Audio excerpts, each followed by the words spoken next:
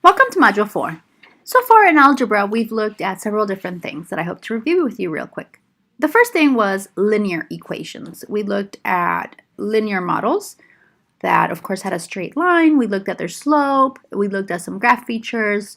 We looked at the y equals mx plus b, different equations. We talked about the common difference. And then we moved on to exponential models, where you had a curve as the graph, and we looked at how x is always the exponent, a different formula that came with that. We talked about exponential growth and decay.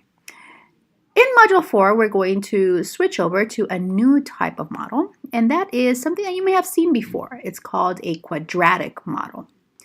In a quadratic model, your graph is going to look like a U or a U upside down. And so you've certainly seen this before when we talked about transformations. And we will continue to do that. That's what Module 4 is all about.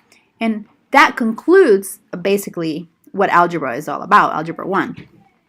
When we go to Module 4, we will be looking at, just like we did with linear and exponential, the formula that we use for quadratics. But I think one of the main differences is that quadratics are something that is called univariate. And that means that in a quadratic, you're trying to solve for one variable, as opposed to multivariate situations. And so when we look at quadratics, we're going to mainly be looking at one variable, x in most cases, but it could be any variable. But we will have one unknown, whereas before you sort of have multiple variables, right? Y, A, B, X. Quadratics, you only have one.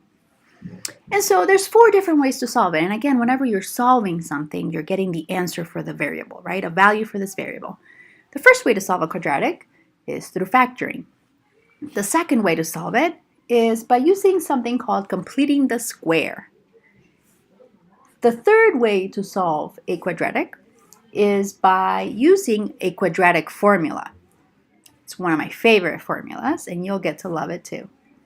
And the fourth and last way to solve a quadratic is by graphing. And so in order to do all these things, and we will have lessons that focus on each individual skill, so we will look at how to factor in lessons 1 through 5. We will learn then how to solve by completing the square in lessons 11 through 13. And then we'll eventually get to the quadratic formula in lessons 15 through 17. And we will end by solving by graphing. You will learn how to do that in lesson 17.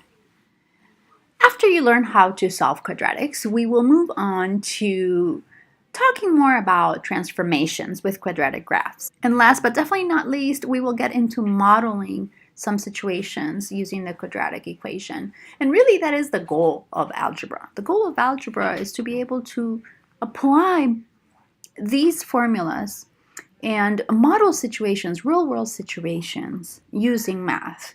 And by doing so, you're going to be able to solve your problems efficiently, which means basically fast and quicker, and effectively, which essentially means accurate. So I know a lot of you say, I'm never going to use this, and chances are that you really won't unless you learn how to do it now. And so I really hope that you learn it, because I'm excited to be using it with you. It's one of my favorite things to do, is to model real-world situations in linear, exponential, and quadratic equations.